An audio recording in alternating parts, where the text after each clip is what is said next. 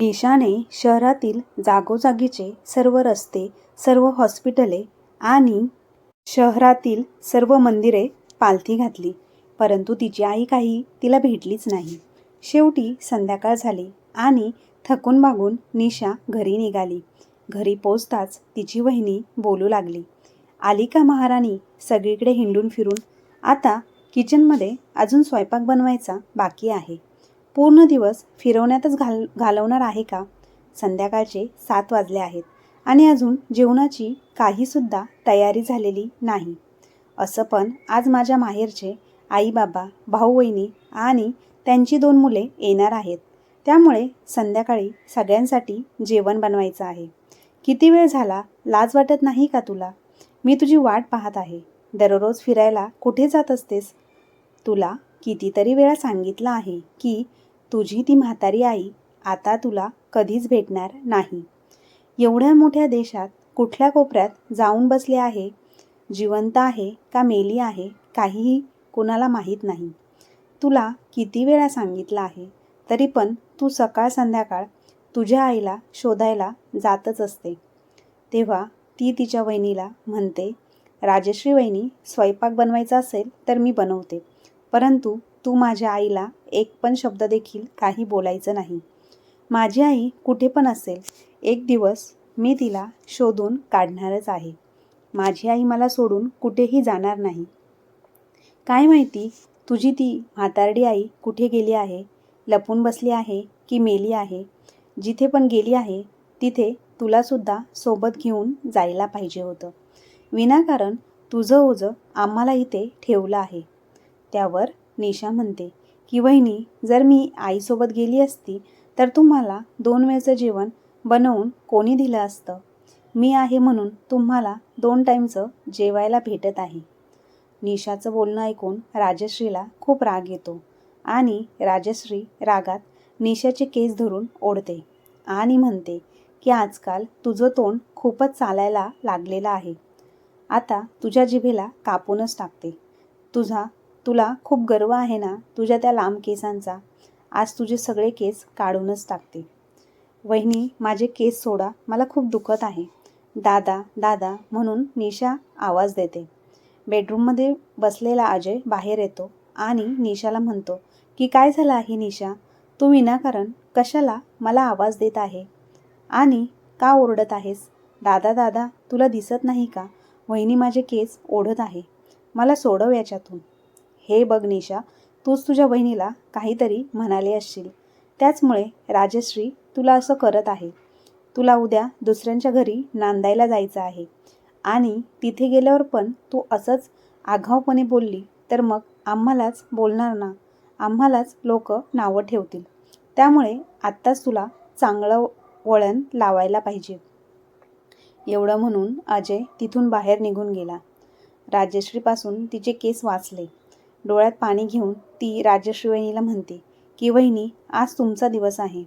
त्यामुळे तुम्हाला माझ्यासोबत कितीही वाईट वर्तणूक करायची असेल तर तुम्ही करू शकता. पण एक दिवस असा येईल, त्या दिवशी मी तुमच्यापेक्षा खूप ताकदवान बनलेली असेल. आज मी तुमच्या घरी तुमचे सगळे काम करत आहे.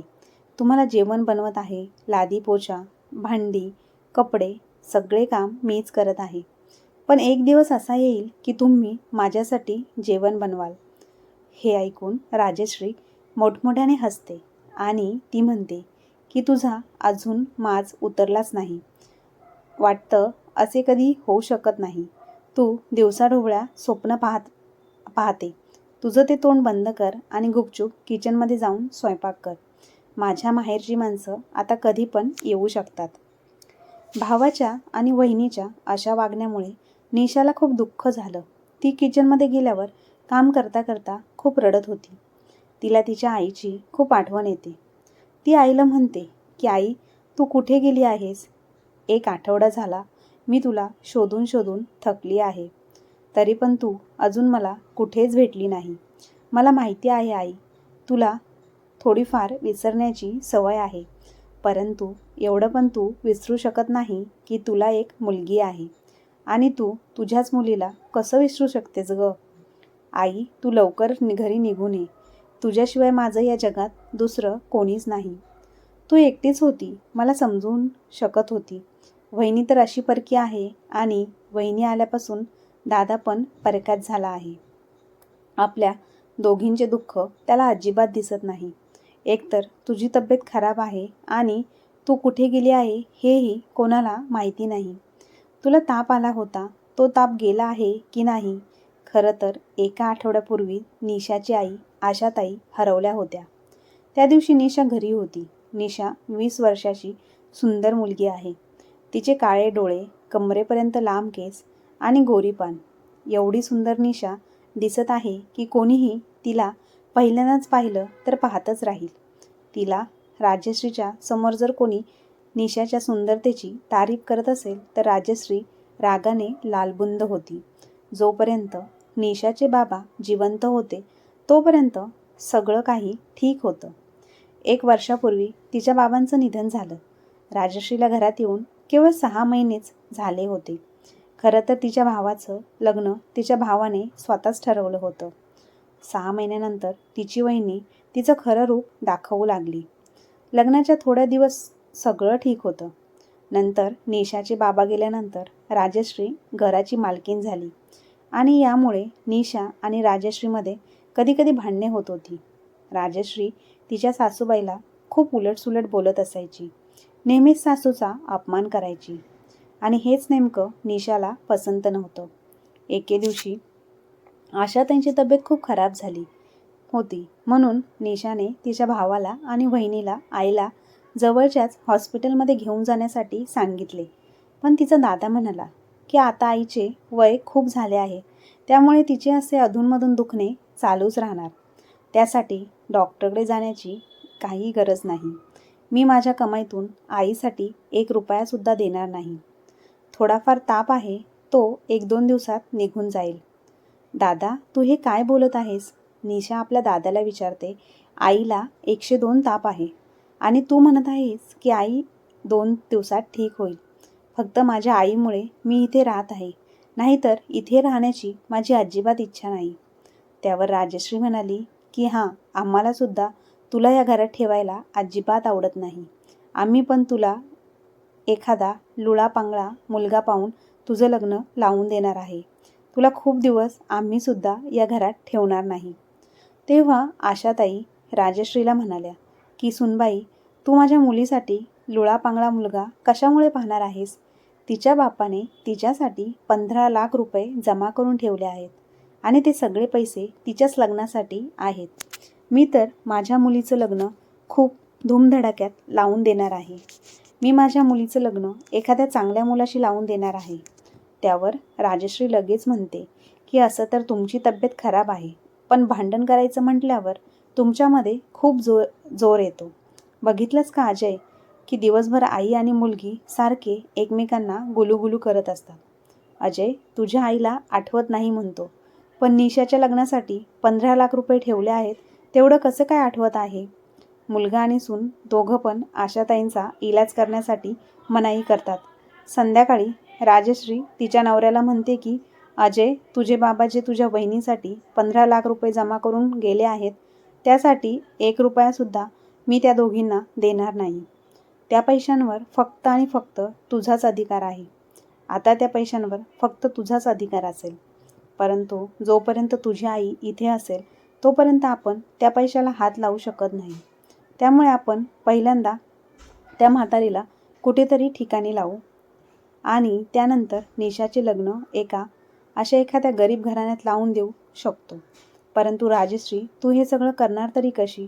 असत पण आईची तब्येत खराब असते. अरे, तब्येत खराब असली म्हणून काय झालं? तुझ्या आईला जास्त करून काहीही आठवत नाही.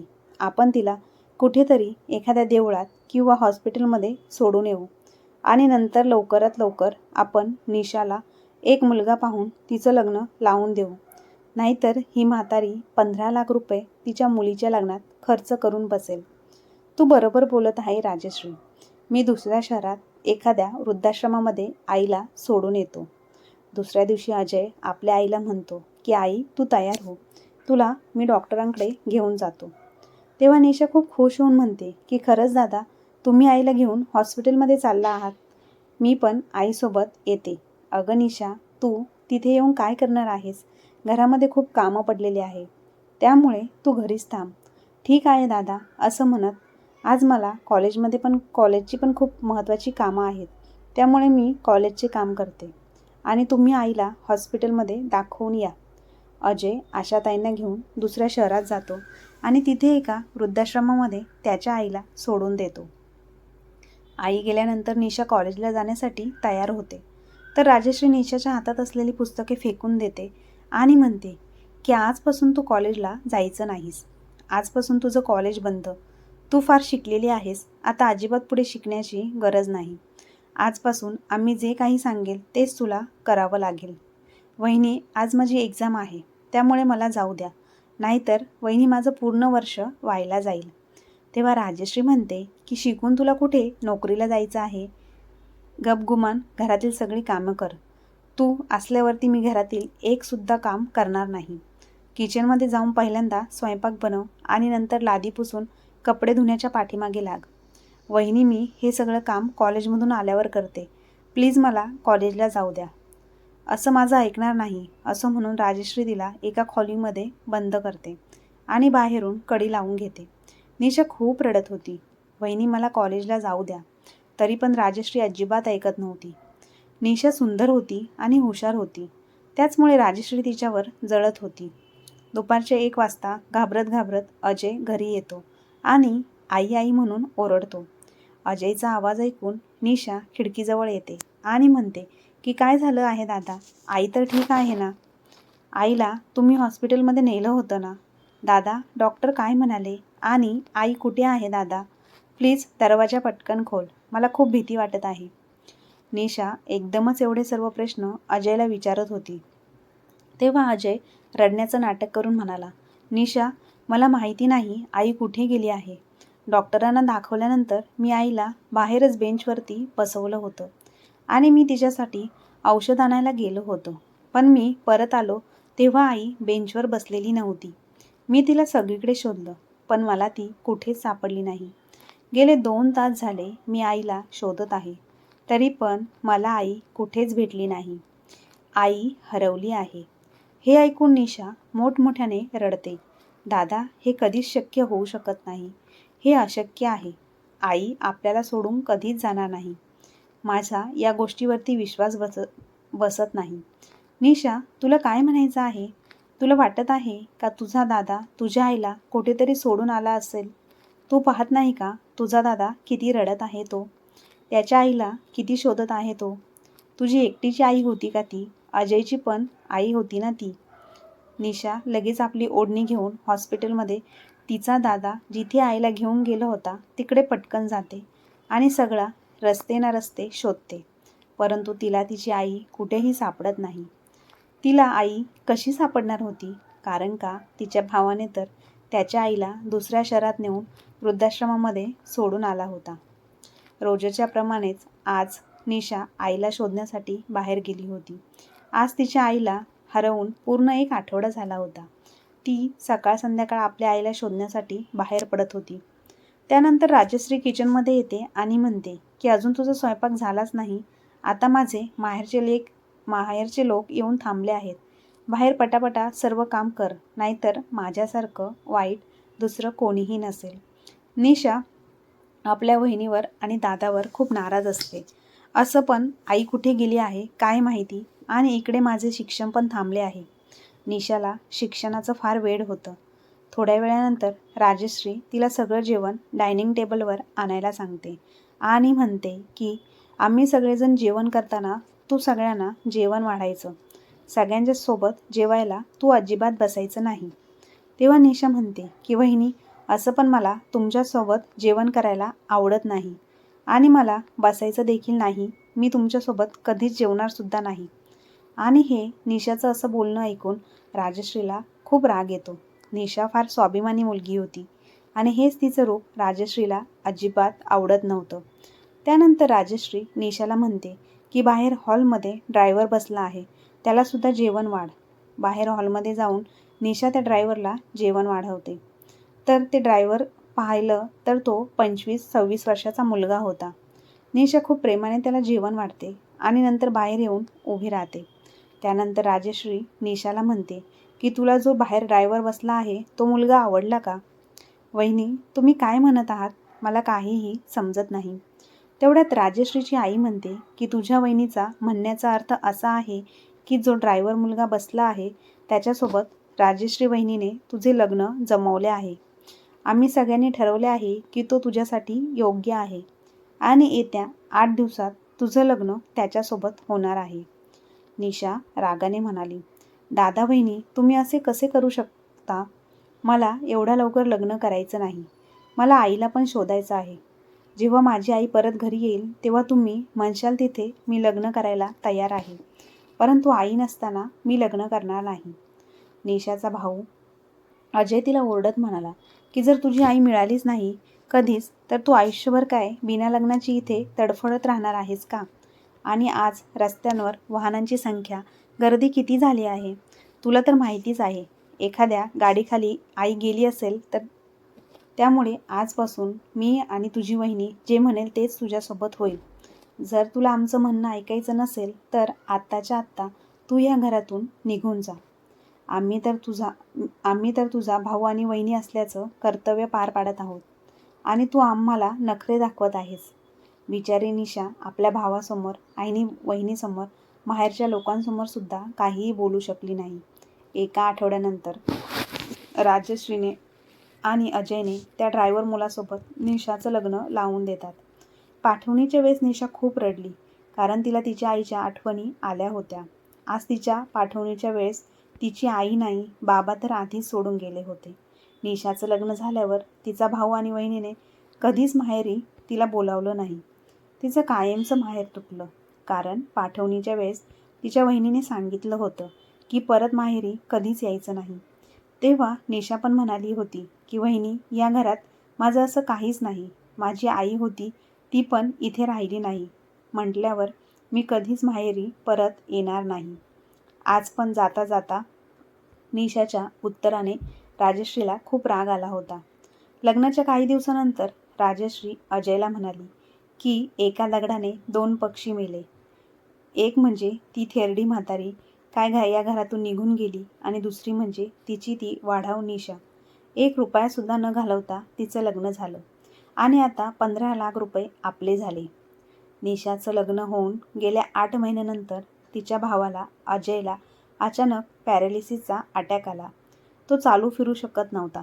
त्याच्या उपचारासाठी खूप सारे पैसे खर्च झाले.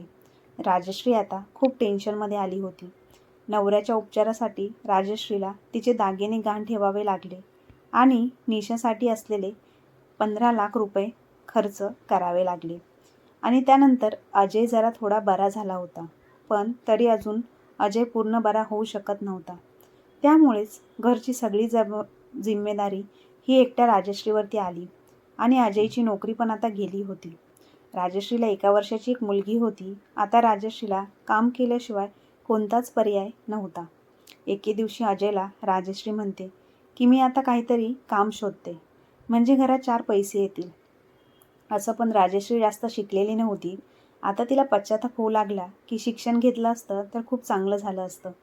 राजश्रीला एका ठिकाणी काम मिळालं जिथे काही महिला लग्न, बर्थडे किंवा कोणता पण कार्यक्रम असेल तर तिथे जाऊन स्वयंपाक बनवत होत्या. राजश्री तिच्या मुलीला अजयजवळ ठेवून त्या महिलांसोबत कामाला जात होती आणि राजश्री लग्न समारंभामध्ये जाऊन किंवा कोणत्याही कार्यक्रमाला जाऊन तिथे जाऊन ती कधी बटाटे चिरत होती, तर कधी पुऱ्या लाटत होती, तर कधी कांदा कापून देण्याचे काम करत होती. राजश्रीच्या माहेरचे पण तिला साथ देत नव्हते. एक दिवस राजश्री तिच्या नवऱ्याला म्हणते की मला शहराच्या एका कलेक्टरच्या घरी त्यांच्या मुलाचा बर्थडे आहे आणि त्यामुळे स्वयंपाक बनवायला जायचं आहे कारण की खूप मोठी ऑर्डर आहे आणि पैसे पण चांगले मिळतील. त्यामुळे आम्ही सगळ्या महिला मिळून तिकडे जाणार आहोत. दुसऱ्या दिवशी राजश्री त्या कलेक्टरच्या घरी जाते.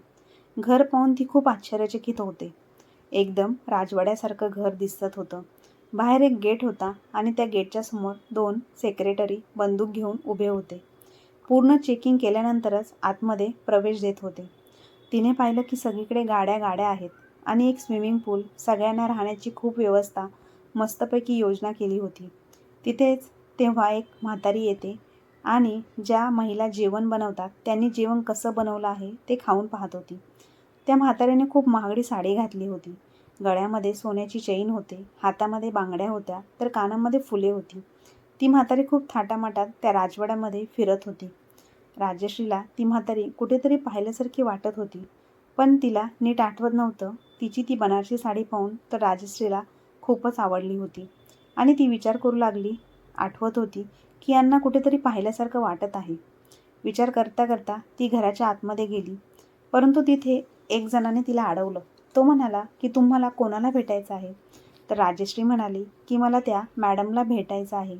तेव्हा तो माणूस त्या म्हातारीला आवाज देतो की मॅडम, तुम्हाला कोणीतरी भेटायला आलेलं आहे. तेव्हा ती म्हातारी पाठीमागे वळते आणि मग राजश्री तिला पूर्णपणे बघते. तेव्हा तिच्या पायाखालची जमीनच सरकते. मग तिला तिच्या डोळ्यांसमोर तिच्या सासूचा थाटमाट पाहून खूप आश्चर्य वाटते.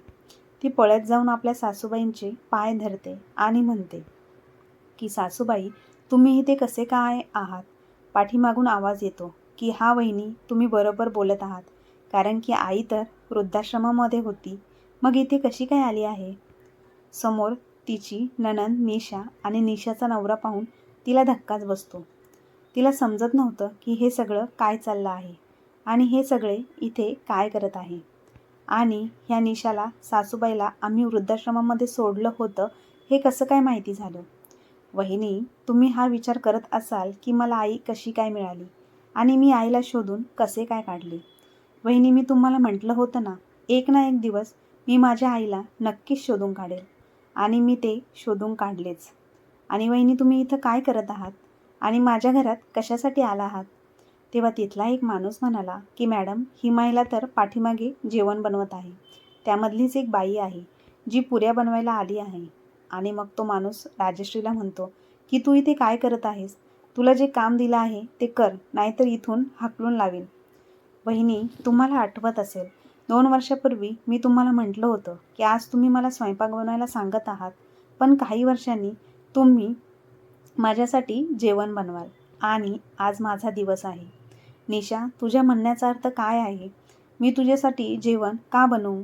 मी तर इथल्या कलेक्टर साहेबांसाठी जेवण बनवायला आली आहे. वहिनी, हे घर माझं आहे आणि कलेक्टर साहेब म्हणजे माझा नवरा आहे आणि माझ्याच मुलाचा बर्थडे आहे आणि त्याच्याच बर्थडे पार्टीचं सेलिब्रेशन चालू आहे. म्हणजे निशा, तुझा नवरा कलेक्टर आहे? तुझा नवरा तर ऑटो ड्रायव्हर होता ना? वहिनी, माझं लग्न ऑटो ड्रायव्हरसोबत झालं नाही. ऑटो ड्रायव्हर माझे सासरे होते. त्या दिवशी सासऱ्यांची तब्येत खराब होती, त्यामुळे त्यांच्या जागी गणेश ऑटो घेऊन गेले होते. त्यामुळे तुम्हाला वाटलं की गणेशच ऑटो ड्रायव्हर आहे. गणेश त्यावेळेस IPSची तयारी करत होता. एक ऑटो ड्रायव्हरचा मुलगा IPSची तयारी करू शकत नाही का? जेव्हा मी गणेशजींना IPSची तयारी करताना पाहिलं, तेव्हा मी त्यांना म्हणाले की मला पण शिकायचं आहे. माझी पण खूप इच्छा आहे काहीतरी करून दाखवण्याची. गणेशजींनी माझं प्रत्येक स्वप्न पूर्ण केलं आणि मी माझं शिक्षण पूर्ण केलं आहे. आज मी एका मोठ्या शाळेत शिक्षिका आहे आणि माझा नवरा कलेक्टर आहे. आज आमच्याकडे गाडी, बंगला, धन दौलत सगळं काही आहे आणि सगळ्यात जास्त महत्त्वाचं म्हणजे माझी आईसुद्धा माझ्यासोबत आहे.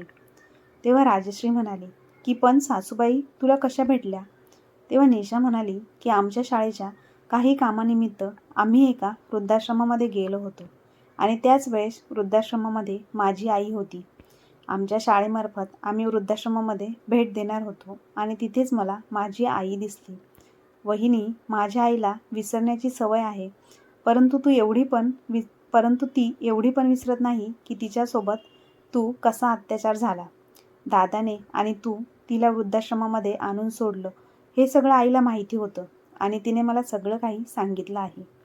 हे ऐकून राजश्री तिथून पळून जाण्याचा प्रयत्न करते, परंतु साडीमध्ये पाय अडकून ती पडते. तेव्हा आशाताई पुढे येतात आणि राजश्रीला उठवतात. तेव्हा राजश्री म्हणते की सासूबाई, आता तुम्हीच आमचा आधार आहात, कारण अजय आता काम करण्याच्या योग्य राहिलेले नाहीत. त्यांना कोणतेच काम करता येत नाही, कारण त्यांना पॅरालिसिसचा अटॅक आला होता.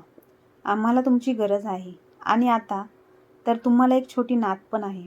तेव्हा आशाताई राजश्रीला म्हणाल्या की राजश्री, जेव्हा माझ्या मुलीला तुझी आणि अजयची गरज होती, तेव्हा तुम्हा दोघांनी तिला आधार दिला नाही. आता आमच्याकडून अपेक्षा ठेवत आहात की आम्ही तुमची मदत करावी, परंतु हे शक्य नाही. तू माझ्या मुलीचं लग्न एका ऑटो ड्रायव्हरसोबत लावून दिलं. त्यानंतर तू माझ्या मुलीच्या आयुष्यात डोकावूनसुद्धा कधी पाहिलं नाही. पण माझ्या मुलीचं नशीब चांगलं होतं आणि तिचं नशीब आज किती चमकत आहे हे तर तू पाहिलंच आहे. माझ्या नजरेसमोरून तू चालती हो. आपल्या नणंदबाई आणि सासूबाईला एवढ्या थाटामाटात पाहताना राजश्रीला खूप राग येत होता. पण आज बिचारी काहीसुद्धा बोलू शकत नव्हती. ती तशीच तोंड घेऊन घरी गेली. परंतु मात्र आशाताई आणि निशाने तिच्या वहिनीला माफ केलं नाही आणि राजश्री आज मात्र तिच्या चुकीचं फळ भोगत होती. रोज दुसऱ्यांच्या हाताखाली काम करून, धुणी भांडी करून तिचं आणि तिच्या नवऱ्याचं, मुलीचं आयुष्य सांभाळत होती. मात्र ज्या सासूला त्रास दिला ती सासू आणि तिची नणंद खूप आनंदाने राजेशाही थाटामध्ये आपलं जीवन जगत होते. तर मित्र आणि मैत्रिणींनो, प्रत्येकाची चांगली वेळ येतच असते. फक्त वाईट वेळेमध्ये कर्म हे चांगलं केलं पाहिजे, कारण की कर्माचे भोग भोगल्याशिवाय देव कोणालाही सुट्टी देत नाही. तर मित्र आणि मैत्रिणींनो, तुम्हाला आजची कथा कशी वाटली कमेंट बॉक्समध्ये नक्की कळवा. आणि आजची कथा तुम्हाला आवडली असल्यास आपल्या चॅनलला लाईक, शेअर, सबस्क्राईब नक्की करा आणि अशाच नवनवीन कथा ऐकण्यासाठी नोटिफिकेशन बेलवर क्लिक करायला कधीही विसरू नका. धन्यवाद.